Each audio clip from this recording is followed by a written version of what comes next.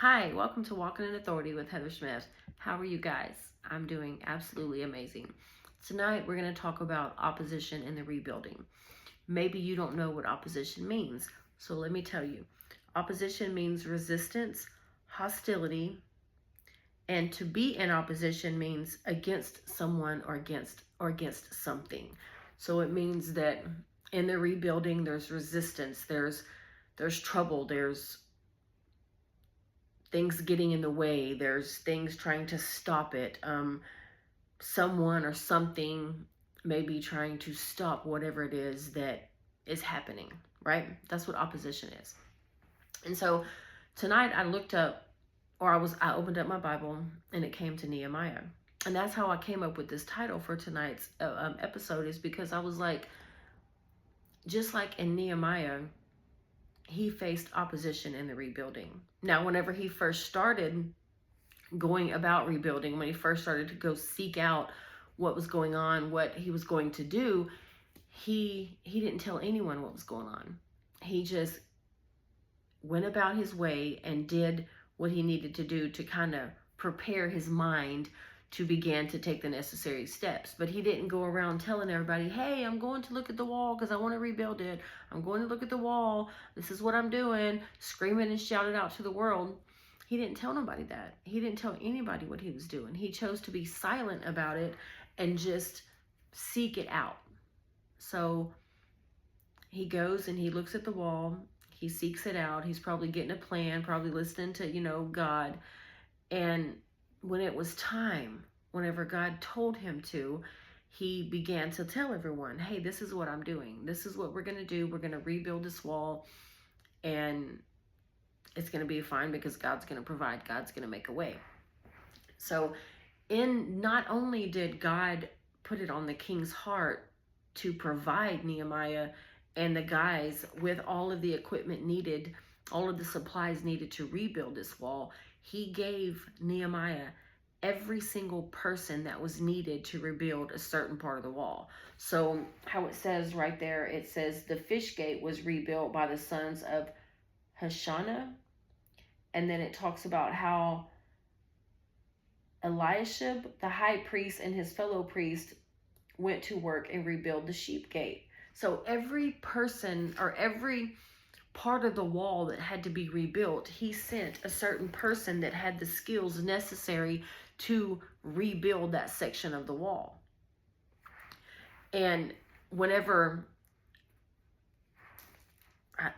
you got to forgive me on these words, on these names, because I can mess them up sometimes, but Sanballat and Tobiah, whenever they had heard, finally the word gets around. Everybody's talking about it. Everybody's talking about what Nehemiah and his people are doing. So the word got around. So then Sanballat and Tobiah hear that Nehemiah and his men were rebuilding this wall. And so they get mad. They get angry. They don't like it. They're like, nope, this isn't happening. I'm not going to let this happen. There's no way this is going to happen. So they began to plot and come together against Jerusalem because they wanted to cause trouble against it. They wanted to not make this happen. But see, when God sends you to do something and God tells you to do something, he's going to provide you with every single thing, and along the way, every person to kind of help you along the way to make sure that you actually do and have completed what he has called you to do. And so they go along and they're building it, and they begin to, I guess they find out that these men are coming for them. These men are mad because they can see that these pieces of this walls begin to come together. The sheep gates gets made, the fish gate gets made. And so they're seeing this progress along the way, and these men get upset and they're like, no. So they begin to plot and to figure out a way to make this not happen. It talks about, we're going to kill them, is what it says. We're going to kill them off. We're not going to let them do this. We're going to kill them. We're going to kill them. And so then Nehemiah, so the people that are rebuilding the gate, they get worried. They get scared. They're like, oh man, They're coming for us. What are we going to do? And so Nehemiah reminds them. He says, he tells them to not be afraid of them. Remember the Lord who is great and awesome. And so then when he tells them this, his people are like, okay, you're right. I'm tripping. There's no need to be afraid. God's got us. And whenever Nehemiah tells them this, then they become alert. So instead of being afraid and scared, they stand guard. And it talks about how they stayed alert and they were ready with weapons, how people would be carrying stuff to the wall. They would be carrying supplies to the wall, and they would have a sword or some type of weapon in another hand. They would have supplies in one hand to get the job done, but in the other hand, they have a sword or some type of weapon that's going to help them defend against this enemy if the enemy comes, right?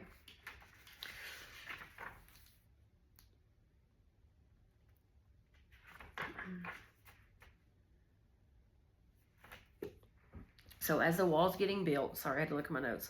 And so when the wall's getting built, it's almost complete. It's almost done. They've worked hard. It says even in here in one part, it says, let me read you exactly what it says. It talks about how, so when it gets close to being rebuilt, Sanballat and Tobiah send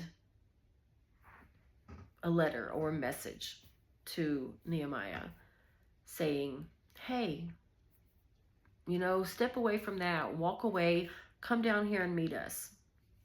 And they did it like 4 or 5 different times. And every time that they did it, Nehemiah basically was like, no, I'm not doing that. That doesn't make any sense for me to walk away right now. I'm not doing it. And so the people began to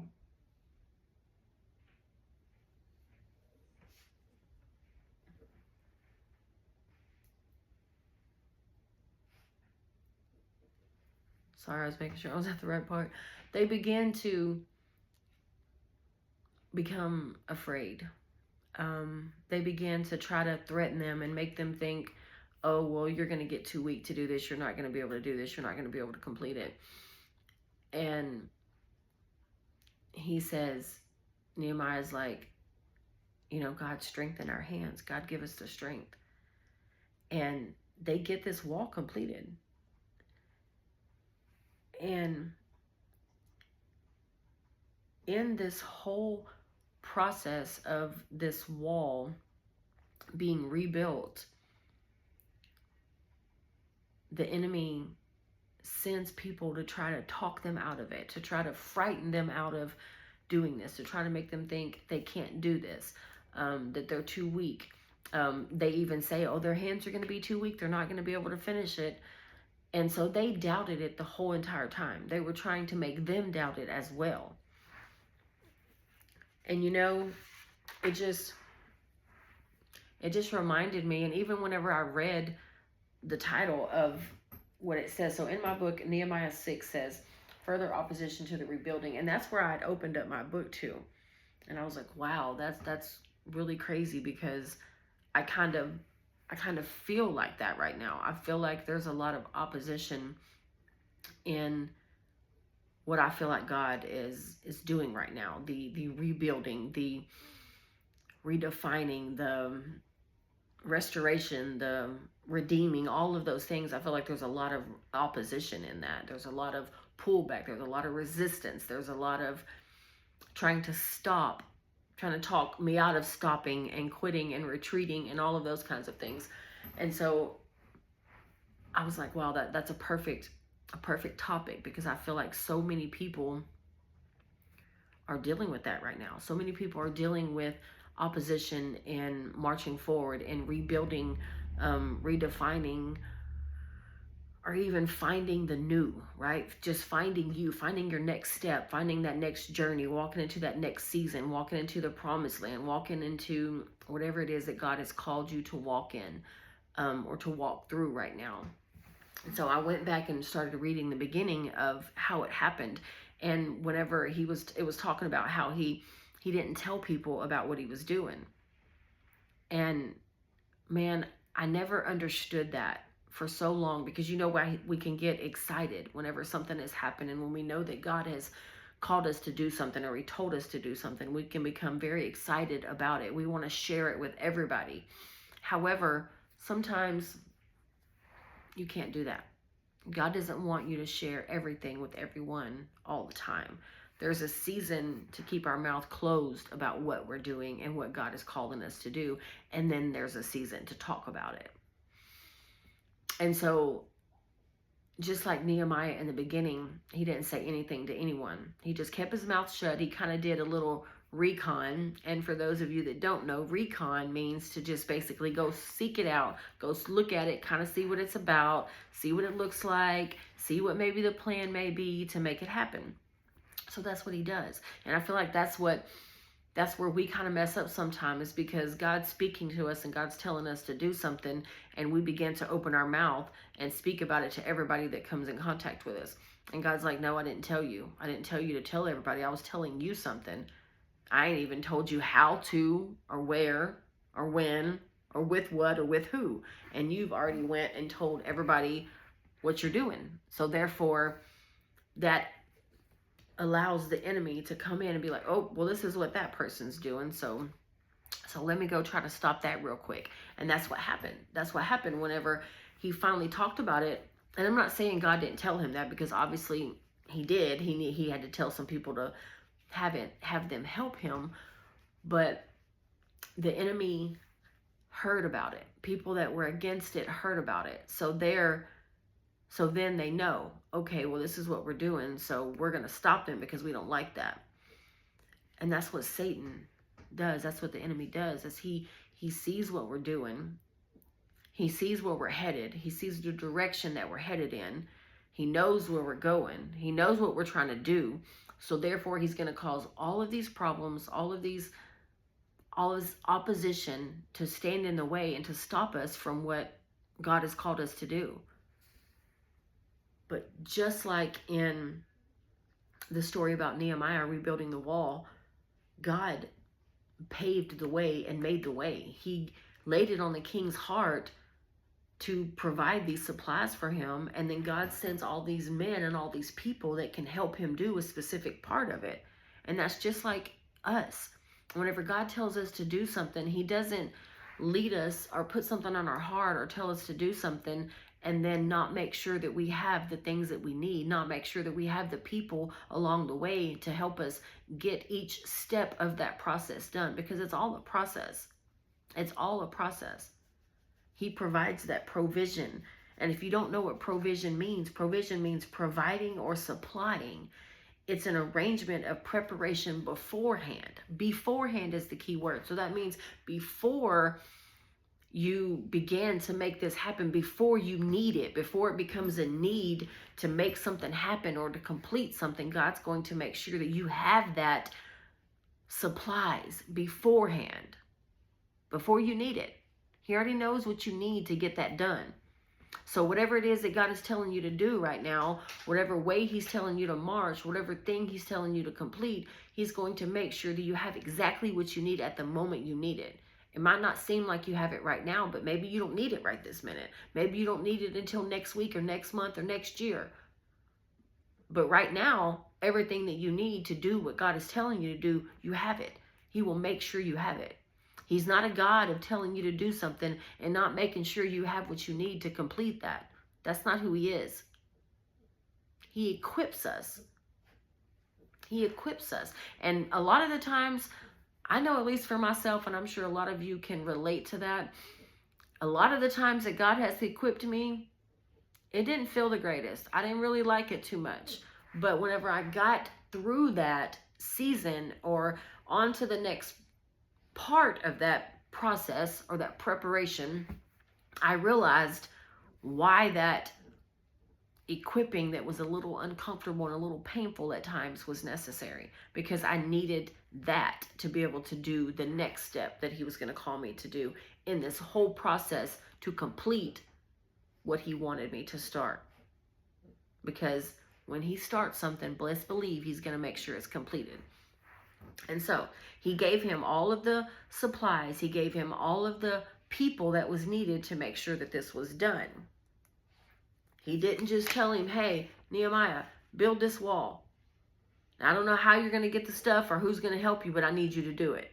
That's not how God works. And just like when God's telling you to do something in your life, to rebuild something, to redefine something, or maybe try it a different way, or walking into a new season, rebuilding yourself. Maybe you lost yourself. You know what I mean? Maybe you lost yourself along the way, and God's telling you to pick the pieces up, get up, and continue to march forward.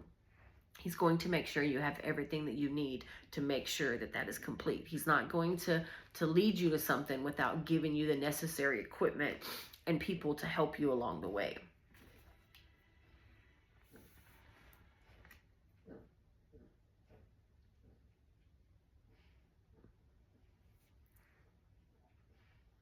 You know, I used to believe that if I was trying to do something, no matter what that was, if I was trying to do something and I faced a lot of difficulty, a lot of pullback, a lot of resistance, that meant that, well, that must mean that I'm not meant to do that. And there was a lot of times where I wouldn't do it. I would completely walk away, run away, or just retreat and go back the other way, because I was like, well, if I was meant to do this, then why is there so much resistance and pullback and just all of these things getting in my way?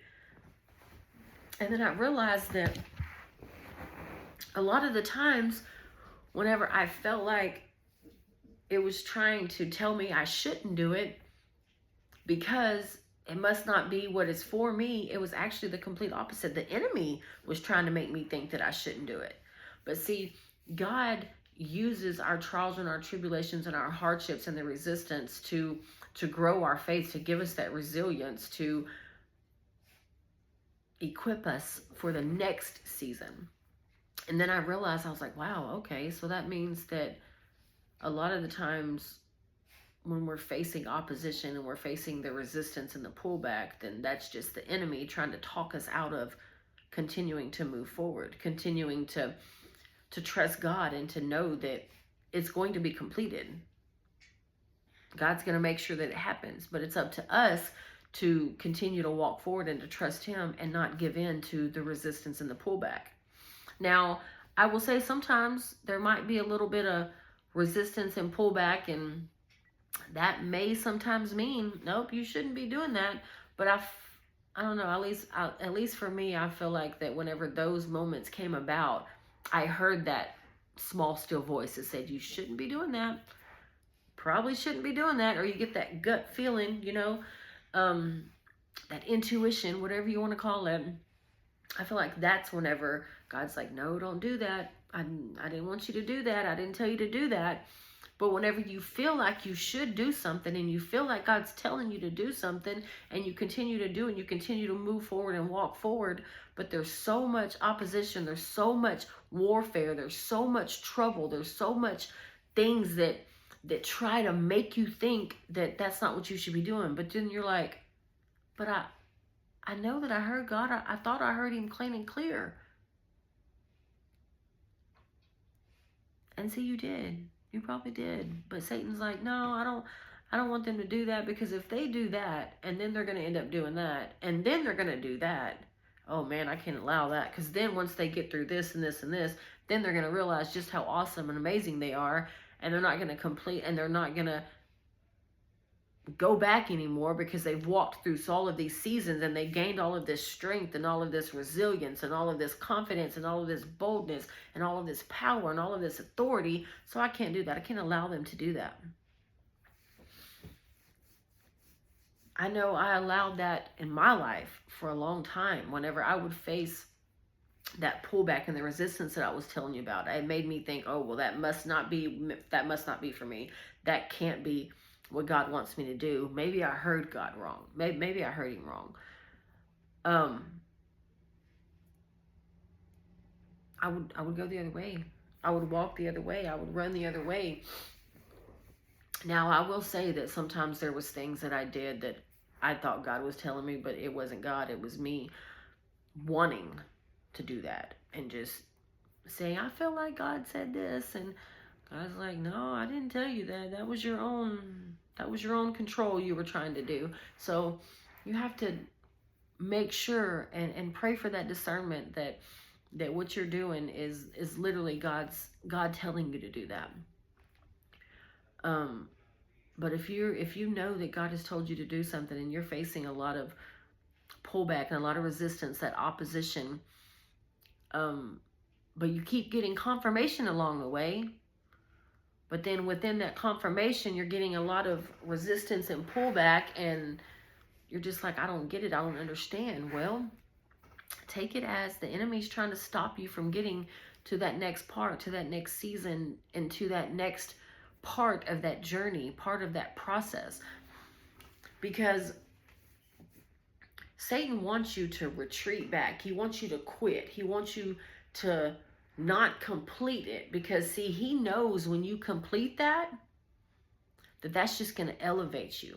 That's going to give you everything you need to go into that next season. And he doesn't want us to go from season to season. He don't want us to go from glory to glory. He wants us to stay stuck in our mess, stuck in our mindset, stuck in our ways, stuck in everything. And God doesn't want that. God elevates us higher and higher and higher as long as we let him. But we have to let him.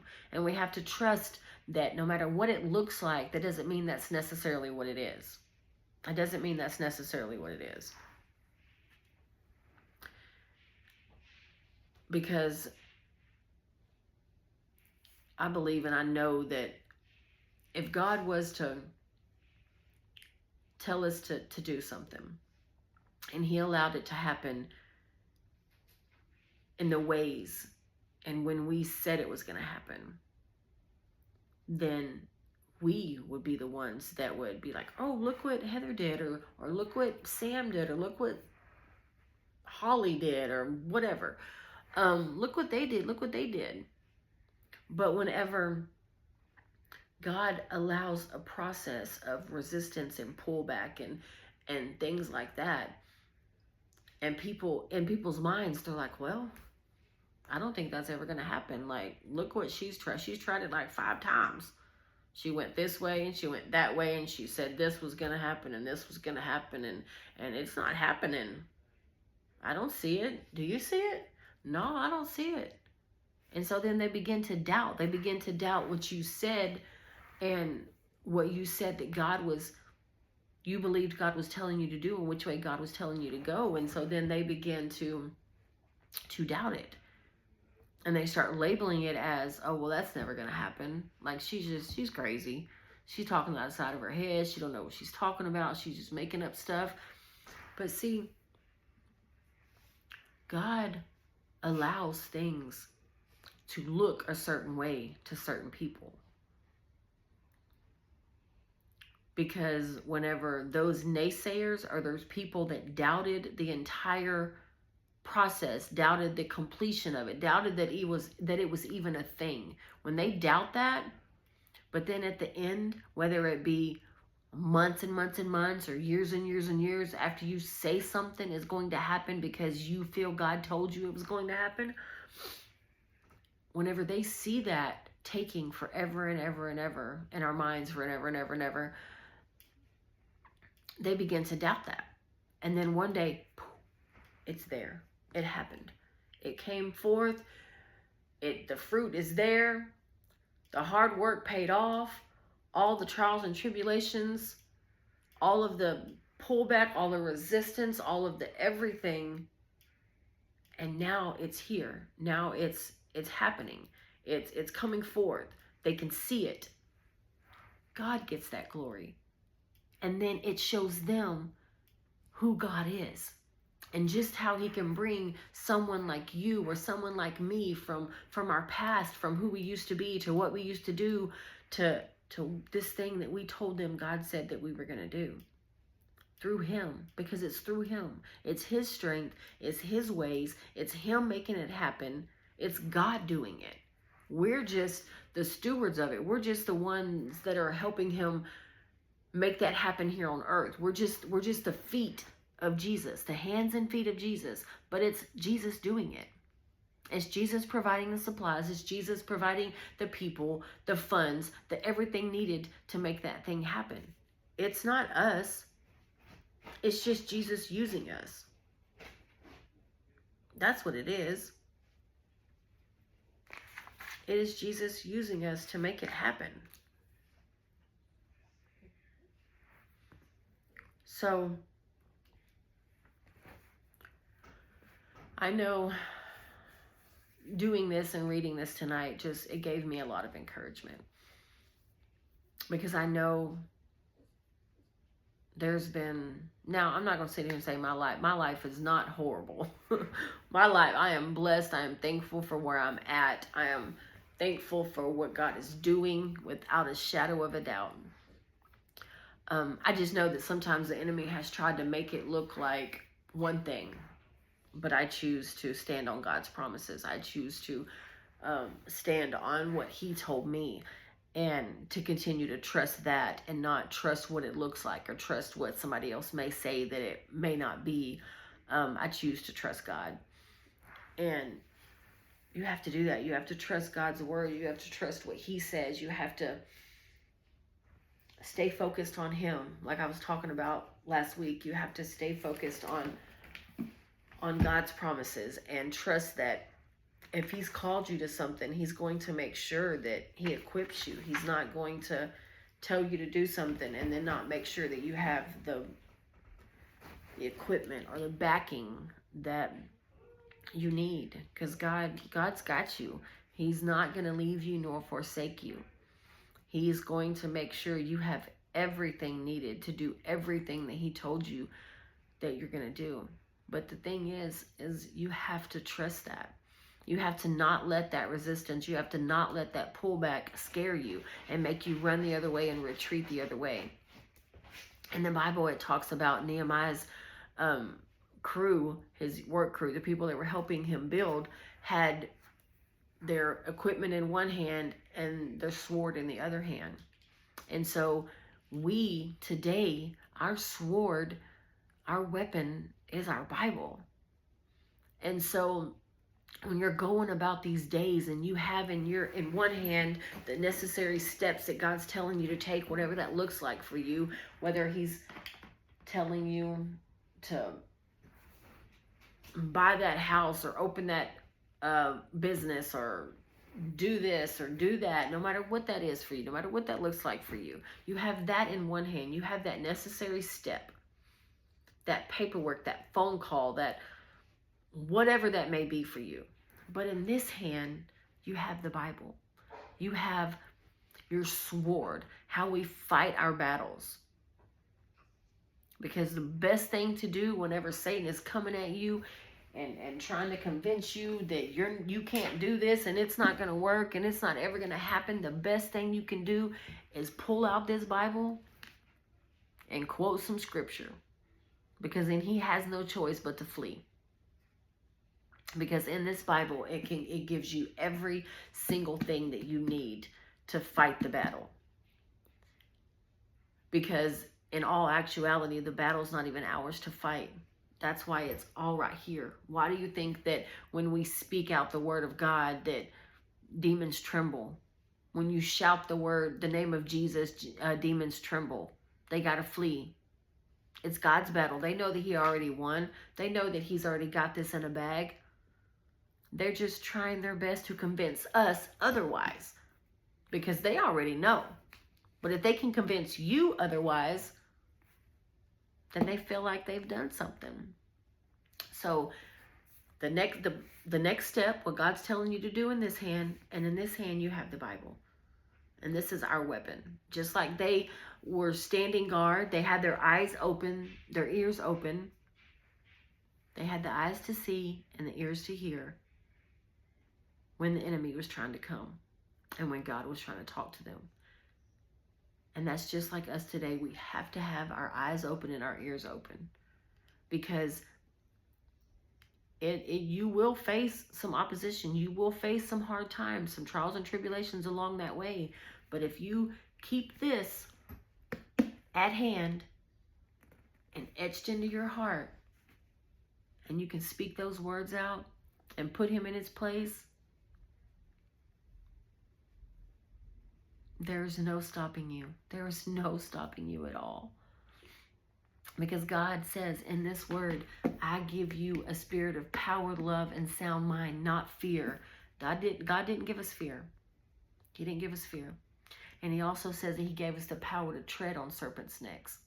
You have the authority and the power to stand against those thoughts, to stand against that opposition, to stand against that that resistance. You have that opposition. That power to stand against that. Satan wants you to think that you don't, but you do.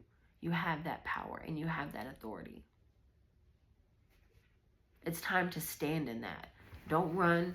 Don't hide. Don't do any of that. That's not who God created you to be. He created you to be powerful and to stand. You know, one day my first lady talked about not running away from the enemy, but run to the enemy, because you have the power to defeat it. So why run from something that you know you can defeat? I was like, that's really good. And so I always try to remember that. And I hope that from this point forward, you remember there's no need to run from the enemy, because you have the power and the authority to defeat it. So run towards the enemy with all that power and all that authority and all that might and that weapon, because you can defeat him. You can. You can stand against it. You have authority. It doesn't. It just wants you to think otherwise.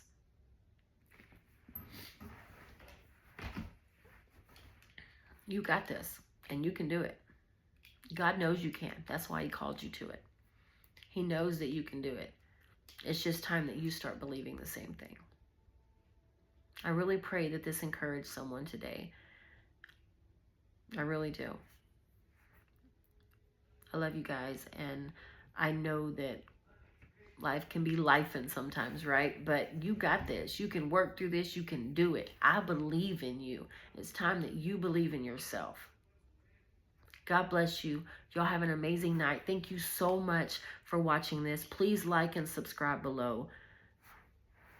And if you would like to be a guest on here and talk about a topic that maybe is on your heart, please reach out to me. Or if you have a testimony that you would like to share, please reach out to me. Whether you're watching this on Facebook or YouTube, I appreciate you and I love you. Remember, you're awesome, you're amazing, and you walk in authority. Bye.